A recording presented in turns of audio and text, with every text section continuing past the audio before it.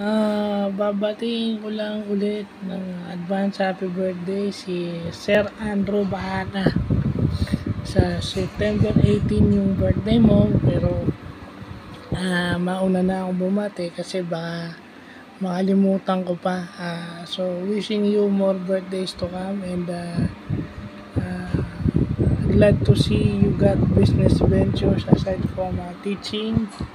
Meron ka pang ibang advocacies na nakakatuwang makita dahil positive advocacies naman. So, sana maging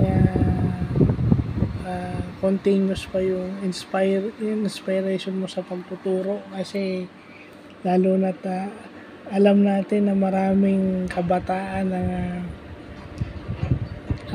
nangangailangan ng quality education na tiwala akong maibibigay mo. So, sana pagpalain ka pa ni Lord ng kalakasan ng katawan at kalakasan ng isip para ipagpatuloy ang pagiging guro. So, happy birthday in advance, and God bless.